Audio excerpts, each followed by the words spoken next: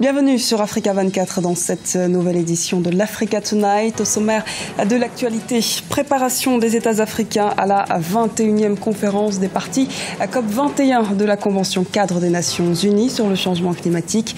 À ces 24 et 25 juin, une rencontre devrait permettre d'apporter des résolutions intégrant les problématiques propres au continent.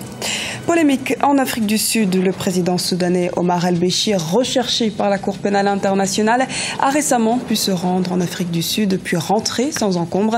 Une organisation de défense des droits de l'homme menace de porter plainte contre le gouvernement sud-africain pour entrave à la justice. Le service militaire volontaire de retour au Burkina Faso. Les élèves apprendront entre autres le droit international humanitaire, le maniement des armes ou encore le secourisme. Mais avant de développer ces titres, relations bilatérales franco-botswanaises renforcées. Le président du Botswana, Seretse Yann Kama, a été reçu ce mardi à l'Elysée par son homologue français François Hollande. En visite jusqu'au 25 juin, le chef de l'État, très concerné par l'environnement, aura notamment des entretiens avec des hauts responsables chargés de l'écologie, du développement durable et de l'énergie. Et le continent africain victime des aléas climatiques se prépare justement pour la rencontre mondiale sur le climat de Paris en décembre prochain. Ces 24 et 25 juin en Côte d'Ivoire, un sommet des villes et régions d'Afrique se tiendra autour de cet objectif. Les précisions d'Ibra Khadjoundiaï. Yamoussoukro, la capitale politique et administrative de la Côte d'Ivoire, accueillera le sommet des villes et régions d'Afrique pour le climat du 24 au 25 juin 2015. Une rencontre qui a pour objectif de préparer la participation des États africains à la 21e conférence des parties de la Convention cadre des Nations Unies pour le changement climatique. Les enjeux de ce rendez-vous sont multiples. Pour Kabinet Komara, ancien Premier ministre de la Guinée et actuellement haut-commissaire auprès de l'OMVS, l'Organisation pour la mise en valeur du fleuve Sénégal, la population doit prendre conscience des conséquences de ses comportements sur son quotidien. Nous devons savoir qu'à l'échelle du pays, nous-mêmes devons prendre conscience du fait que les changements climatiques, le réchauffement, tout ceci a des incidences sur notre vie même, par des comportements tels que le déboisement, l'assèchement de nos sources de cours d'eau. Donc, ceci provoque la sécheresse, l'avancée du désert, le manque d'eau, qui, qu'on le veuille ou pas, impacte directement sur nos conditions de vie. Donc là, il y a une sensibilisation à faire par des programmes hardis, aussi bien au niveau citoyen, au niveau scolaire, et au niveau étatique, par des mesures réglementaires, par des mesures coercitives, même par des mesures fiscales, pour que dans chacun de nos pays, vraiment, un comportement plus environmental friendly, plus désireux, de prendre en compte la nécessité de protéger l'environnement et la nature. L'Afrique n'échappe pas au dysfonctionnement climatique. Plusieurs régions font face à la sécheresse, aux inondations, résultat du réchauffement climatique. Face à l'urbanisation et à l'essor démographique, des mesures importantes s'imposent. En Afrique, les villes sont un acteur majeur du développement dans ces pays parce qu'on a souvent des pouvoirs qui sont centraux et tout se définit à partir des capitales ou des grandes villes en Afrique. Ça me semble quelque chose de très important parce que le développement, on voit bien en Afrique, le développement, on prévoit un doublement de la population d'ici 2050, donc tout se fera sur la construction des villes. Mais il faudra dégager une véritable plateforme commune d'idées pour définir des politiques sur le transport qui est un véritable problème. Et cela impose également de lutter contre la déforestation. À Yamoussoukro, l'Afrique tentera d'harmoniser ses points de vue sur le réchauffement climatique avant la conférence sur le climat du 30 novembre au 11 décembre 2015 à Paris. Les délégués de 195 pays seront présents avec l'objectif de trouver un accord international contraignant contre les émissions de gaz à effet de serre. Le départ du président soudanais Omar el-Béchir de Pretoria fait débat en Afrique du Sud. Le 15 juin dernier, il a pu quitter la nation arc-en-ciel aux grandes dames de la Cour pénale internationale qui l'accuse de génocide. Le point sur cette affaire avec Arwa Barkala. Le gouvernement sud-africain a-t-il aidé Omar el-Béchir à éviter son arrestation? C'est la question que se pose la Cour pénale internationale, la CPI. À Pretoria, la presse rapporte que l'exfiltration du président aurait été préparée par 5 ministres de la nation arc-en-ciel, une information qui oblige le gouvernement de Jacob Zuma à sortir du silence. Nous rejetons les informations selon lesquelles il y a une réunion et nous allons, comme nous l'a demandé la Cour de Pretoria, leur remettre notre rapport d'enquête.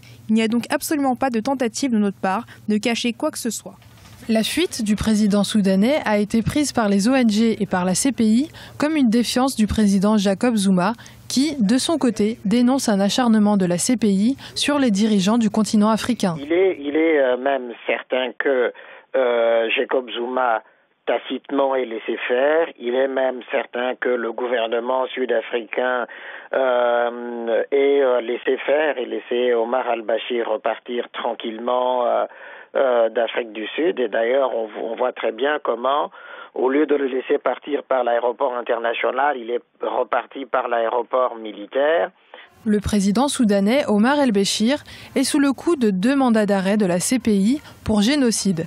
Et son départ sans encombre de Pretoria constitue une violation de la constitution sud-africaine. Le rapport d'enquête du gouvernement sud-africain sera rendu public ce vendredi 26 juin. Au Burkina Faso, le gouvernement de transition vient de signer un décret autorisant le service militaire volontaire. Ce dernier avait été interrompu en 1990 pour être remplacé par une formation à caractère civique et pédagogique. Les précisions de Lise Elsi Akizimana. Les jeunes de 18 à 30 ans vont désormais effectuer un service militaire volontaire au Burkina Faso. Pour l'année 2015, 5000 jeunes seront recrutés. Objectif, renforcer les valeurs morales et la fibre patriotique des jeunes. La mesure se situe dans l'ensemble des réactions que le gouvernement veut apporter aux différentes difficultés de la jeunesse, les défis de la jeunesse, en particulier la question de l'emploi. Mais la raison essentielle évoquée, c'est aussi un moyen de socialisation de ces jeunes en vue de renforcer leur esprit civique. Ce service vient donc remplacer la formation civique et pédagogique. Ce dernier avait été mis en place après la suppression en 1990 du service militaire volontaire. La nouvelle option du gouvernement, c'est de créer le service militaire qui existait, mais disons qu'on améliore les conditions dans lesquelles c'est exécuté. On aura 2 contingents, ceux qui vont aller dans les réserves militaires, donc dans le système de l'encadrement, et nous avons tous ces jeunes cadres qui commencent à occuper leurs fonctions pour la première fois, qui n'avaient pas droit à un traitement, et qui bénéficiaient d'une solde militaire. Et le Burkina avait été interpellé plusieurs fois là-dessus par l'Organisation internationale du travail pour dire que c'était une sorte de travail obligatoire. La nouvelle mesure, le décret dispose désormais que ces agents qui vont occuper leur premier emploi dans l'administration publique devraient recevoir 2/3 de leur salaire. Et je crois que c'est une mesure qui crée beaucoup plus de justice dans la perspective de carrière de ces agents. Au cours de ce service militaire, les jeunes apprendront la vie dans les casernes, le maniement d'armes, la topographie et le secourisme. Ils auront également des formations sur le droit international humanitaire. Et nous recevons sur ce plateau Jean-Baptiste Natama. Il est candidat à la présidentielle burkinabé d'octobre 2015. Bienvenue et merci d'avoir accepté notre invitation, Monsieur Natama. C'est un plaisir et c'est moi qui vous remercie. Monsieur Natama, dites-nous, on vient de le voir, les jeunes burkinabés vont désormais pouvoir effectuer un service militaire volontaire. Que vous inspire cette mesure ? Je salue cette mesure parce que je pense que elle va permettre de renforcer l'esprit de civisme au Burkina Faso et surtout l'engagement patriotique des Burkinabés vis-à-vis de leur pays. Comment cet engagement patriotique a-t-il été finalement délaissé par la jeunesse ? Parce que tout simplement, l'éducation aux valeurs a été abandonnée par la société. Lorsque vous prenez le système éducatif dans la plupart de nos pays, la tendance c'est de mettre l'accent sur l'acquisition du savoir et du savoir-faire, mais en ce qui concerne le savoir-être, il n'y a pas d'opportunités qui sont offertes aux jeunes. Et vous savez que lorsque l'on parle de savoir-être, c'est le comportement de l'individu dans la société, son attitude dans la société. La faute finalement. C'est une démission collective, à la fois la société elle-même, les autorités, les parents, la famille, etc. Donc c'est très important que cela revienne au cœur du débat. Et souvenez-vous que moi-même, conscient de cette réalité, j'ai publié le manifeste pour une jeunesse responsable dans lequel je donne beaucoup d'indications sur la nécessité pour les jeunes d'acquérir certaines valeurs morales et de réagir par rapport à un certain nombre de principes dans leur vie. Vous êtes justement candidat à l'élection présidentielle d'octobre 2015. Quelle autre mesure pensez-vous mettre en place si éventuellement vous accédez à la présidence du Burkina Faso ?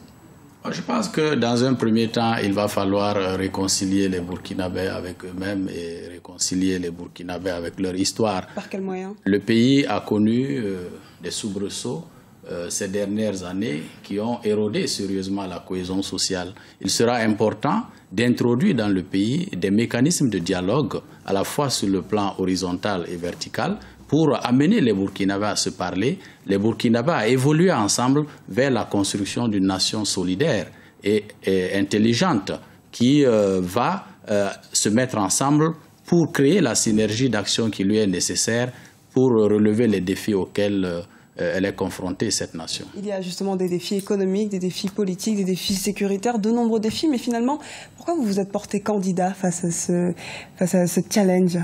Je me suis porté candidat pour répondre à l'appel de mes compatriotes qui estiment qu'à ce stade de l'évolution historique de notre pays, il y a un besoin de renouvellement de la classe politique, il y a un besoin d'apporter du sang neuf avec des propositions innovantes parce que la situation dans laquelle le pays se trouve aujourd'hui est la résultante de l'action de tout ce qui a existé comme classe politique. Pouvez-vous nous dire en quelques mots finalement quels seront vos atouts face à ces autres candidats ? Mes atouts sont simples, c'est que j'ai été appelé par le peuple, insurgé contre un système et qui réclame un changement véritable dans le pays, qui réclame un renouvellement de la classe politique et que moi, personnellement, je ne suis pas comptable de la gestion du pays et donc j'arrive avec de nouvelles perspectives et de nouvelles propositions pour le Burkina Faso. Merci beaucoup d'avoir répondu à nos questions, Monsieur Natama. Rappelons que vous êtes candidat à l'élection présidentielle d'octobre prochain. Ce sera au Burkina Faso. C'est moi qui vous remercie. Ce journal a été réalisé par l'ensemble de la rédaction. Merci pour votre fidélité. Retrouvez dans un instant une nouvelle édition de l'Africa Tonight sur Africa 24.